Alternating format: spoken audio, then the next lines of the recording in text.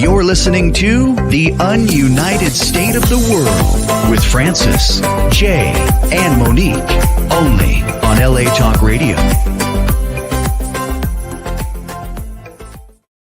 I like our music, you guys. It's very unassuming. You never know we're going to fight. Hi, guys. Welcome to The Ununited State of the World. I'm Monique LaRae Stinson. I'm back with my beautiful, fabulous, smart, intelligent, globally amazing co-hosts, Francis Vigors and Jay Heckendorn-Jalinder. Gentlemen, welcome back. How's it going? Yeah, thanks. Yeah, all good, thank you. Good. How's it going, Jay? Very good. Okay. Peace okay, out. Great. I'm good. I'm protected. He's bulletproof. I'm still safe. Bulletproof agent. Yeah. Jay wants everybody to know he's got his.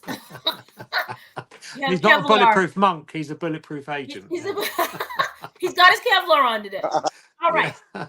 I've only worn those once. It was for a shoot, and it was in Hayward, and it was really hilarious. All right. So, guys, today we're going to talk about the G. The funny part about that, right? It's for a shoot. No pun intended.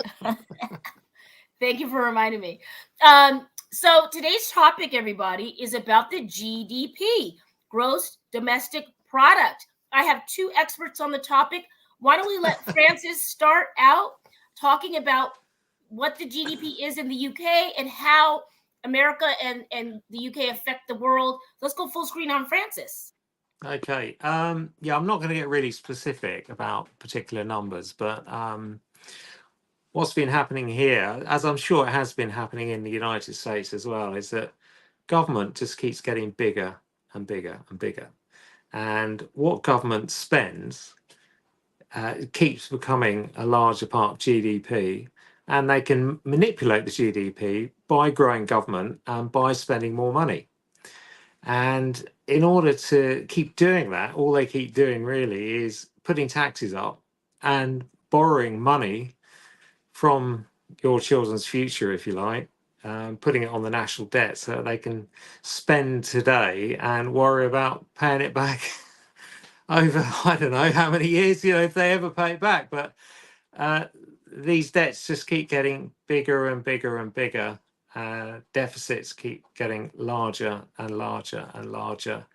And it's become, a massive problem. Many nations, I don't think, will ever pay their debts off.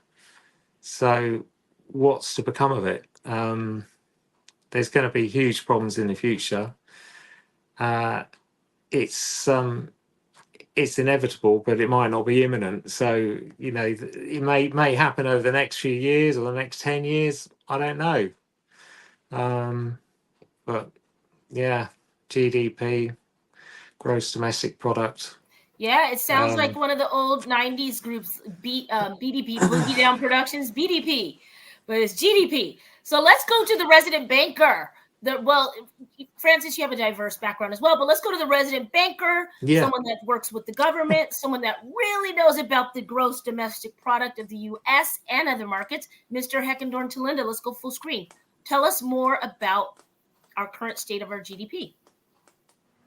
So right now, our GDP is running about 1.37 over the past few months. But for the audience, I want to explain the GDP is a limited part of what we export, right? And so it's what we manufacture to sustain our country, as well as what we put out to the others. And I think a simple way to explain it is it's kind of like when we export, it's like building your credit. So you can say, hey, I make $100,000 a year and I need this much in credit to keep my business going or whatever. And that's basically what the government does, is say, hey, we've got this many exports. We're manufacturing this much, and that is the gross domestic product. What do we manufacture in the country? How much of that do we sell off? And every country, their value is based on only two things. It is based on your GDP and your taxation, right? Your population. So you have a certain populace that you collect tax from, and you have certain domestic products that you manufacture, create, develop, and distribute. That is GDP. And going to Francis's point, that GDP is used to establish your credit limits with other countries. Great. Right Great, now, great, great. Mm-hmm. we're at over $35 trillion. Now, you guys, I don't know if you've ever written out that number, but even I, who've done this so long, I still have to go hundreds, thousands, millions, billions. Of course. Yeah. Billions. It's I a big want that number, isn't problem it? at the bank one day. I would love to have that problem. But you're the mathematician. But you know what? I like that you've identified that for us. And I'm going to just speak locally because we're number 5 in the world. There's only a few countries ahead of California. We move like another country. Our GDP here in California is $286.4 billion between 2022 and 2023. And the GDP in 2024. That's the total between the years. Yes, sir. Mm-hmm. And then the GDP as of 2024 is 4.0 trillion in America. Let me give you guys an example of some gross domestic products in case you don't know. In California, insurance, finance, and estates, professional business services, government, manufacturing. Can't read that. Maybe I do need glasses. That's blurry. Education and healthcare. Wholesale. We have entertainment, of course, and construction and other. Okay, so those are some of the things here in Cali. Gentlemen, if you had to be able to guess, what 5 countries have a bigger GDP than California? Or 4, excuse me. So China? That's one. Definitely not the UK. You're on the list. You're on the list. Oh, really? China, UK. Wait, answer the question. Okay, so give me. I would say Jay, you should get this one. maybe India. India. That's a good guess. It's a further down on the map. But Jay, you should. Your ancestors would be so disappointed if you don't know that one of yours is on here. Wait, your question again. What was it? What are the other 4 countries that have a larger GDP than California? And California's a state. But go ahead. So Francis, why are we comparing a country to a state?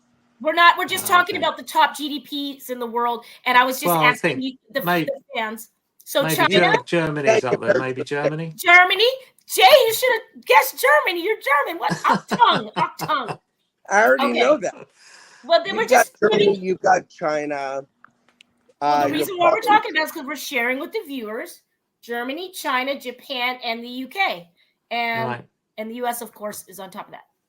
So, what do we want to talk about? As far as interesting fact about GDP, and that's in 1997, the UK GDP was larger than China and India combined, and then we had 9 years of Labour, and we just seen a serial decline. So it's just quite shocking. It's quite shocking, really, and nobody's really aware of that. But when you're talking about $1 trillion. Do you know how long it would take you to count to 1 trillion if you just counted 1, 2, 3, 4, 5? I don't want to cheat and ask AI, so tell me. Have a wild guess. Just have a wild guess. I think it would probably take me about a week. Yeah, 31,000 years. Wow. 31,000 years to count to 1 trillion. That's how large 1 trillion is. And the politicians talk about it, and it just goes in one ear and straight out the other of everyone that's listening. 31,000 years to count to 1 trillion. Is that a big number? It's insanely huge. It's beyond most people's comprehension. How big that number is.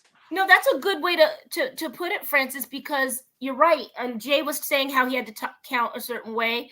Yeah. Jay, what do you when do you recall when the GDP was healthy, and in what lane of commerce in the U.S. would you say helped to drive that? Or a couple factors, sectors in the economy that drove that. Okay, so this will be kind of a 2-part answer. I want to go back to California because you're bringing up California. So California right now has 1.6 trillion in GDP. However, most of that is in debt. So sorry, it's higher than that. It's actually 4.0 as of right now. We'll go ahead. Well, I actually have a report, but it's 1.6 trillion, and it's 125,000 per household, and that's in debt. Okay, then you've got 3.23 in 23, but right now, the debt for California is 16%. Okay, that's kind of a big deal. Okay, so basically, the only way to your GDP is including the money that you're paying off for debt, which is kind of a weird way to calculate it. It's kind of like saying, hey, I've got this shit ton of credit card debt, so I pay $5,000 a month on my credit cards, and then I contribute another $5,000, so I've got $10,000 of GDP, but $5,000 I'm simply paying back debt. Does that make sense? Well, you have to capture what you brought in and then what you're putting out.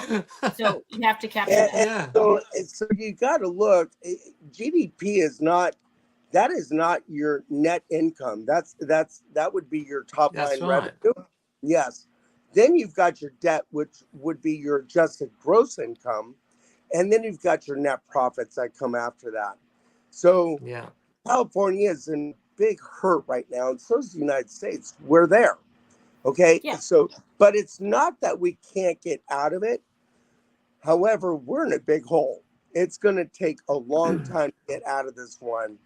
And if you look at the job growth and the sectors that you brought up, Monique, most of them are government driven. They are not self-enterprise. They are not small business or mid-sized business or enterprise. They are government driven, which only drives for bigger government. Now, there is a joke that we talked about. I don't know if you guys, it's been a while since we've used the saying oxymoron. Oxymoron is like when you say jumbo shrimp. How do you say jumbo shrimp? What is a jumbo shrimp? Then no, it's like saying jumbo prawn. Yeah. You'll know it when you see it. And then you got military intelligence. That's another one. Military intelligence. And then you've got another one. That is called government budget. And here's the funny part. And I just had a meeting the other day with the veteran group. Unless you spend all of your budget's going to get cut. Now, here, we live every day. And maybe we have good months or good years, or maybe we have bad months or bad years. And we have to live within our means, right? So the American people have had to tighten their belts because gas prices rose, groceries rose, rents rose, house prices, interest rates. Name something in the United States that hasn't substantially increased besides mental health care. Go ahead, Monique. How's your therapist doing?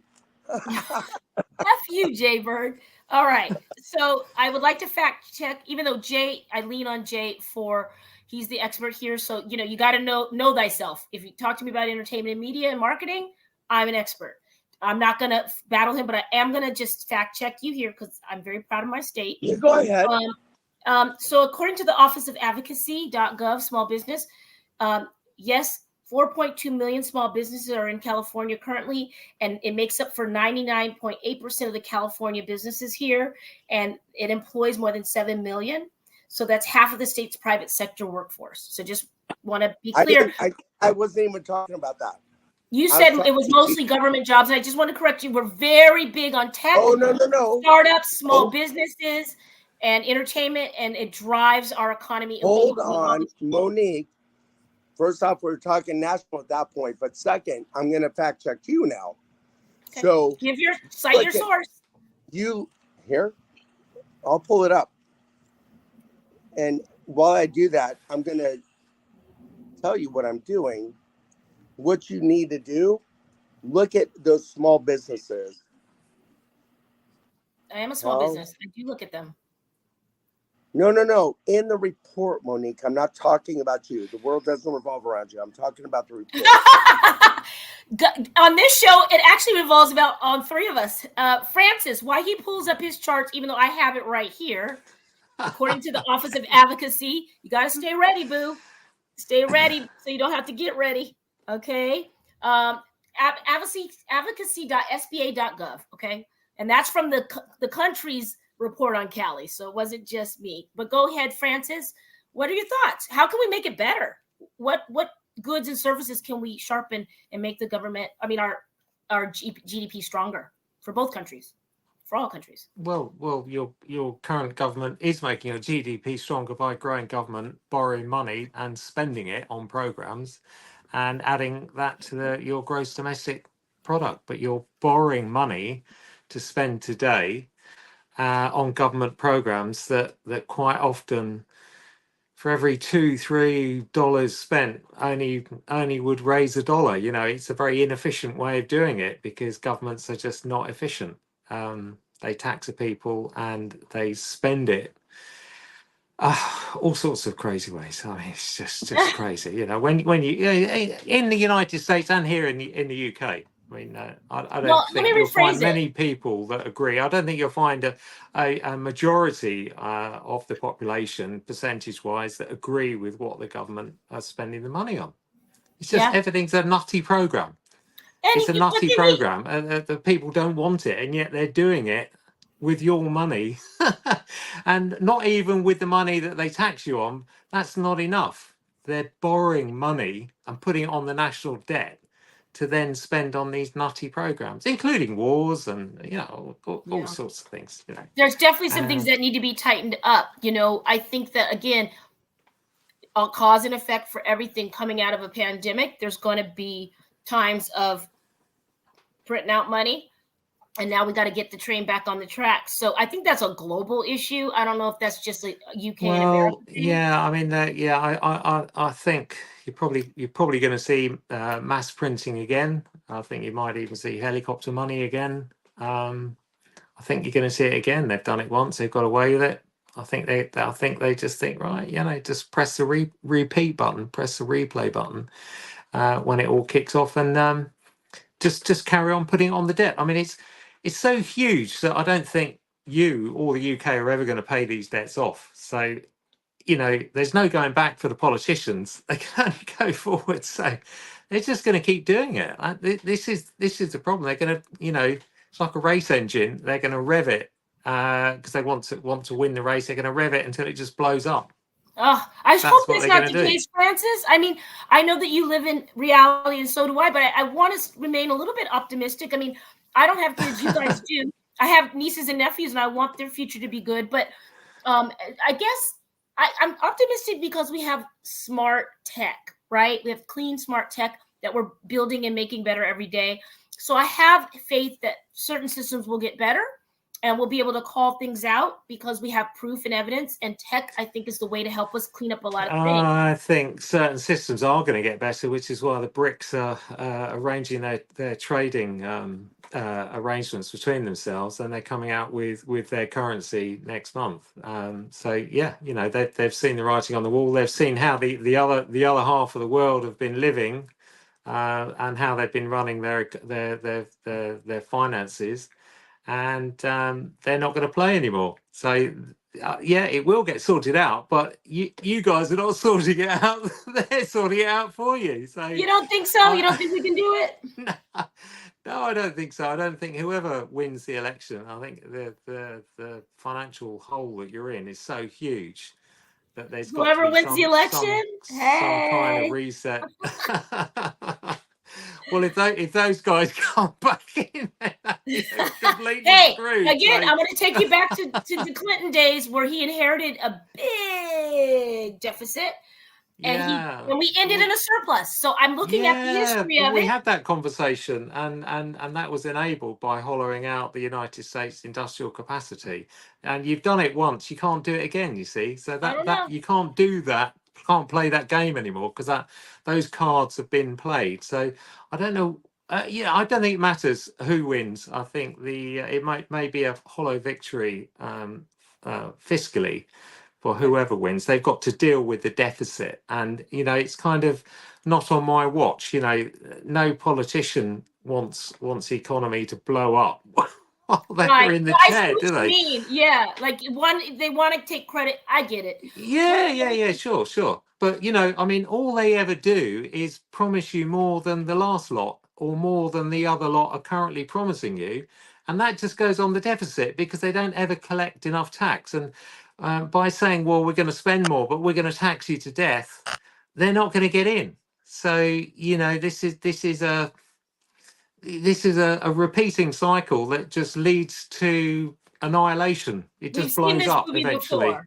Yeah. Well, yeah. It's been played out throughout history in various civilizations, and there've been hundreds of different currencies, and they've all failed throughout history. So, What is Mr. Heckendorn doing, Francis? I don't think he realizes that we're taping and I he think he's should be taking his in the bulletproof frame. jacket off because he's He needs getting to be hot. in the frame and be here. It was so hot. It's 100 degrees Yeah, here. yeah. Jay, Hot.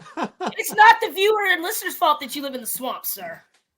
You're You know our what? key guy I'm a here. proud American, and I don't call America a swamp. I know, just, but I've been to Florida, I and it is a swamp. I just shoot a gator every once in a while with my It's AK-47. sticky and hot, and you got alligators and mosquitoes and hurricanes. It's a swamp. I mean, by definition, it's a swamp. But anyway, Jay. Hey, I got my jacket up. I'm nice and cool now. I'm glad. Okay, well, the show had to wait for you and your props. Okay, just kidding. Jay, this is your area of expertise, sir. So take about 5 minutes here. And the question was that was posed to Francis was what commodities, what things when the GDP was strong in the past, what were we looking at that made them strong? And what do you foresee that could build both of our government's GDPs?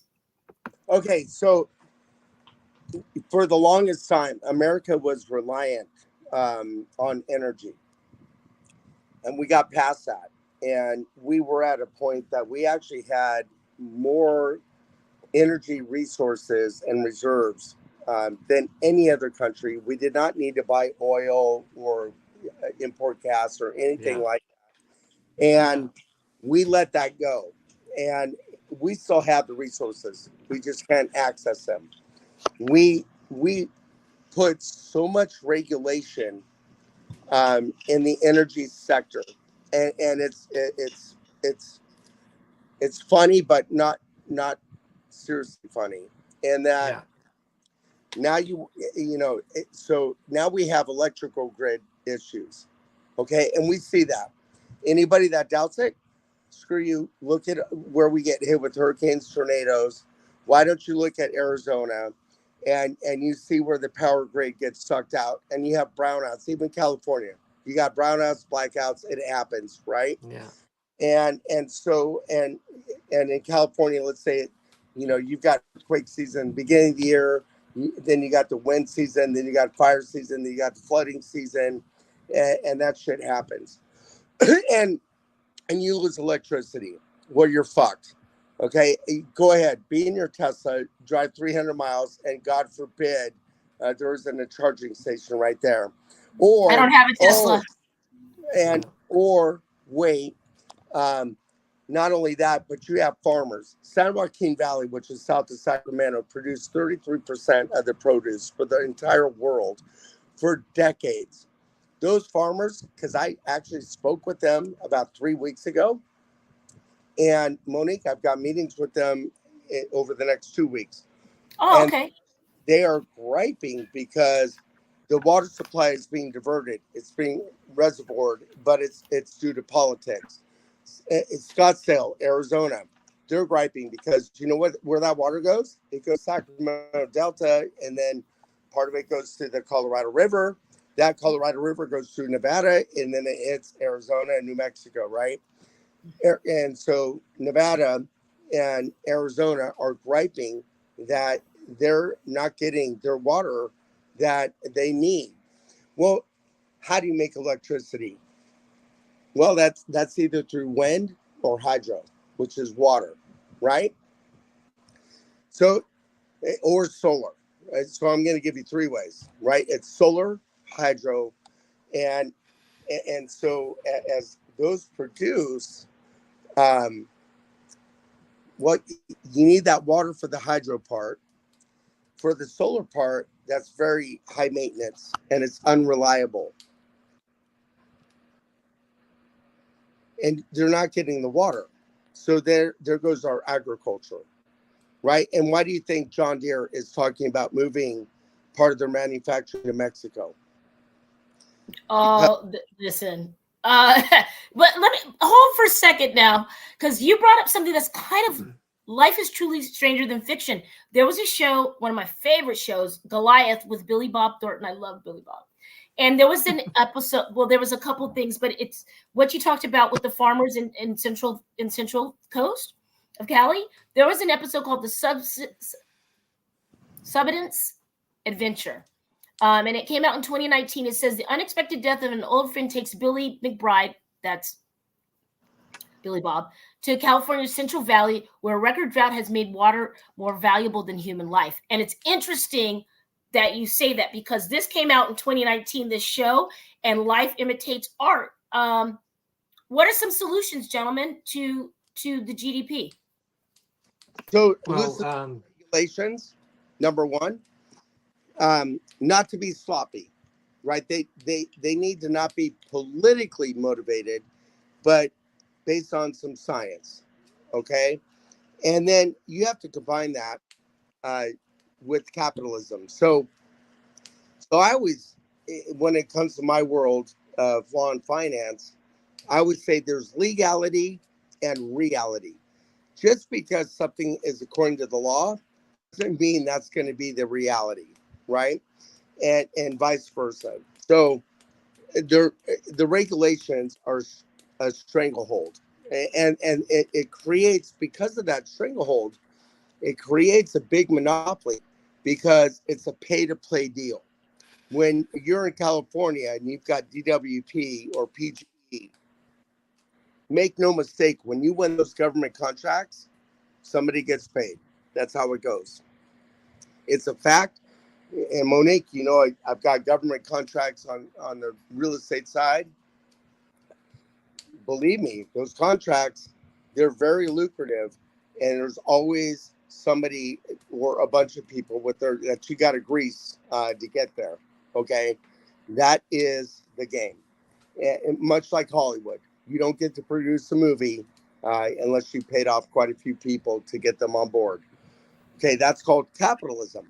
I don't have a problem with that, except for when it hurts the consumers and the economy. We can all agree. Yeah, we can all agree here that we have this is why we talk about, we care about people, we care about your children. My nieces and nephews are the future. We want people to be okay. Mm-hmm. So the way to do it, loosen up some regulation. Second, enhance the energy, give some incentives for the energy. 3, do not burden the small and mid-sized businesses by eliminating gas stoves. Right. So when it comes to energy, it's important to be diverse, whether it's water, electric, gas, or any of the other natural fuels. No, don't limit that. You got to revamp all the equipment and think about cars. California wants to get rid of gas-driven, oil-driven cars. I think it's 2035 or something like it's something. And hybrid, and shift to hybrid. Yeah, have hybrid as an option. Yeah. Well, no, they want to full electrical, but at the end of the day, you know what that's going to do for the cost of if you got a 2020 or 2024 gas-driven car, and in 5 years that needs a part, right? A part goes out, or 10 years, it needs parts. Well, guess what's going to be very hard and very expensive to get? It's going to be parts. Because they're going to be focused on these EV vehicles and not so focused on the other. And if you look at any of the auto manufacturers, who's cut back? Where did they cut back? They cut back on the EVs. They're too expensive. They're not as reliable. And there's already so much out there. So why doesn't the government just let the market play itself out? Okay, instead of trying to dictate where it must go, let the market do it. Because why did America become America? Because America didn't want to be dictated to. Okay, America is capitalism. It's a free market. Let the market play itself. It will do so. And if it turns out that EV works out better, guess what? Guess what all the manufacturers are going to do? They're going to make the EV cars. Yeah. If it Takes turns out time. the other way, they'll make their other cars. But you don't dictate private business. Let the market dictate it. So I agree 100,000% because it's supply and demand, and we will wrap ourselves and position ourselves as business people to do that, to meet that demand. Francis, do you drive an EV? What are you driving in the UK? No, I've got a diesel BMW. Diesel. Okay. Yeah, 6-cylinder, brilliant car, fantastic. Thanks, Ozone. We had a big drive here years ago where the government pushed diesel. They said it was green, and basically they've tried to demonize diesel cars over the last few years. And you believed them? Have you ever been in a semi truck before? You call that clean? I don't believe anything the government says. Oh, okay. If the government says go over there, I run the other way. You know, that's the Francis I know. That's the Francis. And it's been proven true time and time again. So, you know, as a kid, I actually liked the smell of the school bus. I like the smell too. That's the problem. I didn't have to walk to school. I would smell a school bus and I'm like, oh, that smells good. Let me get on. Like nail polish. Yeah, it's bad for the ozone, bad for your lungs, but it smells so good. Yeah. Well, the older diesel cars, you could run on old chip fat oil. So you could go to the fish and chip restaurants and take the old oil that was being drained out of the fryers. Yeah, you could filter it and then you could run it in your car. Oh, how cool is that? Now that's a market. It was quite a big thing. It was quite a big thing. Yeah. Maybe we could start a big thing. What you go down to Costco. Yeah, you go to Costco and just buy vegetable oil that was a lot cheaper at the time and just pour it straight into your diesel car.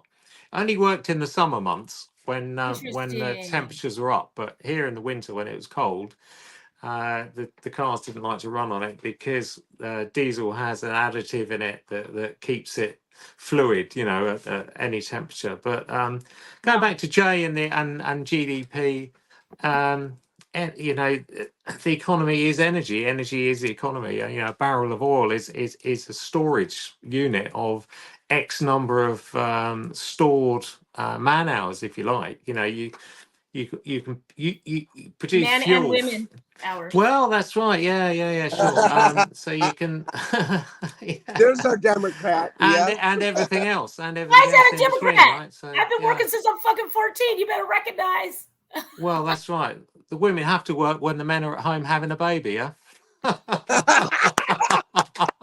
See, this is why we have you on the show. Someone's got to earn the bacon, right? So when the man's in labor, I love that. a baby. Well, you better do something. If I'm bringing home all that was good. Okay, cheeky Brit. All right, gentlemen, we can agree that hopefully there are pathways forward. All I know is there's some beautiful minds in this country, and us business people, small business, mid and large, we are the ones called to do this. I have full faith in technology and the people that we will find a beautiful way forward to keep both of our countries and inspire others and create a lane to get this back on track. Let's shift because we have only a few more minutes left, and I know you boys are going to have an opinion about this because I know you can't wait to talk about this topic. In entertainment news, guys, let's talk about the business of marriage, shall we, for just one moment. The business of marriage and divorce. And the headline is J-Lo and Ben Affleck they're split. Didn't they just get remarried? What happened to J-Lo, you guys? What's going on with Ben Affleck? Jay, what say you? That is old news. So we weren't taping it. Yeah, they broke up about a month or two ago, but so what? Yeah, back in May or April actually was their separation date. And wow, J-Lo's the date. That's their second marriage together, right? Now J-Lo's When she say she's from the block? Yeah, she's been around the Jenny. block. Yeah, Jenny No. block. She's been around the block. She's like a village bicycle. Everybody had a ride. And then you got Oh. what? It's the Jay's truth. going in. No, Jenny I'm from the not. block to show that she's from the I'm Bronx. afraid. I'm afraid to go in because it'd probably glow if I pulled it out. No. Okay, let's not don't want do that. That is below. That's beneath you, Jay. Jay has. No, I know it's below the belt. That's the point, Monique. It is below the belt. So you feel like she's been ridden hard and hung up wet. Okay. Francis, what say you? Who has struggled with addiction issues. Now, So what was gets a pass? He gets a pass then? Because like he has no. Oh. No, if you'd be quiet a second, I'll finish. Now, what was beautiful is that they came back together. Okay, and that was awesome. And so, Monique, no, I said my piece on that first part, but the great part is they did come back together, which I think is beautiful when you have a long relationship and maybe you go different paths for a moment and then your paths come back together. And you get to reunite with an even deeper feeling and understanding for each other and appreciation and respect for each other, because you did go your separate paths and you said, you know what, we've learned from this and now our roots are even deeper than they were before. That's a beautiful thing. That industry, and I know they're in entertainment, I get it, but they really are in different industries. He does not sing or dance or perform. And those schedules are brutal. I seriously brutal. Yeah. And on the road every other day, you're on the road, gone for months at a time. You have all kinds of fans that are just oogling for you, right? And there's always somebody smarter, somebody better looking, somebody funnier, somebody richer, whatever. There's always somebody that has one quality or two qualities that are better. But and it's intoxic or intoxicating as you're in front of all these fans that they don't know you. They know your persona, they know your brand, but they don't know you as a person. They kind of forget that you go to the bathroom just like they do. You take a shower just like they do. You get in good moods and bad moods just like they do. And maybe you don't have to pump gas or go grocery shopping, but you're still a human being. Instead, they put you on this pedestal and worship you. And that can be acceptable, seeing as both of them are in the same, or not the same, but similar industries, right? They're in the similar circumstances. Same industry. They're in the exact same industry. They did Geely together. Ben, before you correct me, Ben does not sing. So no, they're not exactly the same. They're both actors. They met on the film Geely. Hello? It's the same industry. Francis. Yeah. What do you know that J-Lo actually sings? Have you ever heard Ben Affleck sing? So before you correct me, I already said this 3 minutes ago. If you're an actor and I'm an actor, we're in the same industry, right? And if I go sing, that's a different industry. But they were in the same movie. So if they weren't in the same industry, I don't know how they got in the fucking same movie. Francis, what say you about the J-Lo bid for the second time? They just had this elaborate wedding. What's going on? I don't know. Who cares? Yeah, exactly. I mean, I would say we're that. on a Who cares? podcast I mean, to talk about these things. I would say that might care. Yeah, I would say that people in that position, in their position, they've got more than enough money between them that if they wanted to take a few years out, they could. But I think they're terrified, individually terrified of losing their significance. Being knocked off their slot or whatever it is. But a lot of people that reach that position as well, they're kind of like narcissists as well. So I don't know if two narcissists will ever really get on.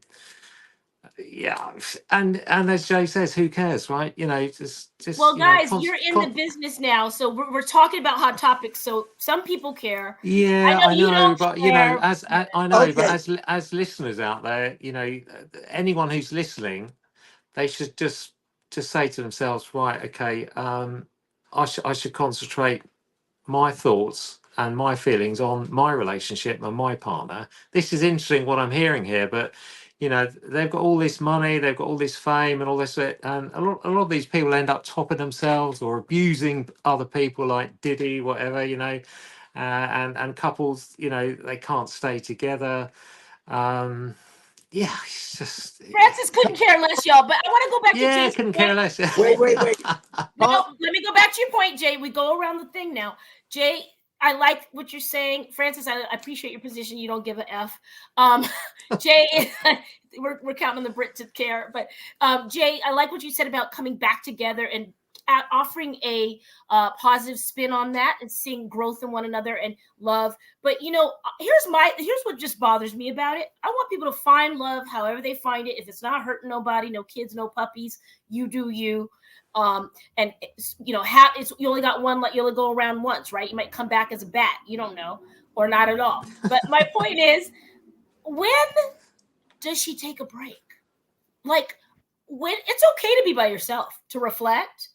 I never see her she doesn't miss a beat. No diss, J-Lo. I love what you've created, girl. You've come from the block in the Bronx. I get it. But let yourself take a moment. Learn. Sit with be lonely. Be alone. I love being alone. I love being here with my man, but I also like to be alone because I can grow. I just don't understand that message for young girls to just always have a man. You don't always have to have It's not a man. young girls. So Monique, that's actually a tender point to me. So as you grow up, especially if you grow up dysfunctional, which I don't think J-Lo did, but if you do, there's abandonment and acceptance issues. You want everybody to accept, and especially in that industry, you're constantly, what are you doing? You're wanting acceptance. How many fans did I get at this concert? How many views did I get on this post or TikTok, whatever it is, right? You constantly need that. It's like a drug to you. Okay. You are right. Being alone sometimes gives you time for self-reflection. It gives you time to love yourself instead of loving something or needing to love yourself from an external. You need to love internally first. Then you can love external. And they don't always get the time for that, right? And as to this part of it, I'm glad we spun it because I was going to say, and I will say now, Mark Twain had a saying. He said, people talk about other people when their own lives are not worth talking about. Okay, so that's why I don't really follow That a bunch part. of the entertainment stuff because one, that's their business. And growing up where I grew up, where I lived as an adult, we respect their privacy because they don't get much of it.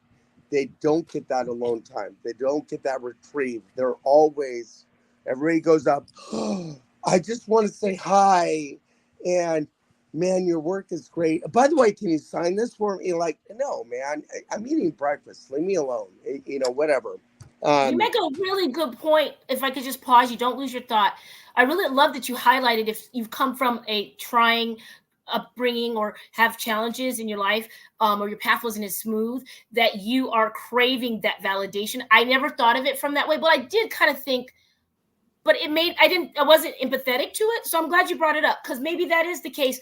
I just don't need anyone on me 24/7. I think that's not going to help. Francis, do you need someone breathing on you 24/7? Have you? No, taken definitely not. No, I mean, I think people really struggle with knowing who they are. That's the thing, Yeah. and Yeah. you'll never find out who you are unless you spend, a fairly decent bit of time on your own, getting to know yourself and contemplating what you want, and why do you want those things. And I mean, trouble is we're very sophisticated, people with, at our sort of age, our middle age, your consciousness expands, and that's why you have these midlife crisis moments where you sort of look at everything again, reevaluate everything, question everything, Oh, and that's another thing.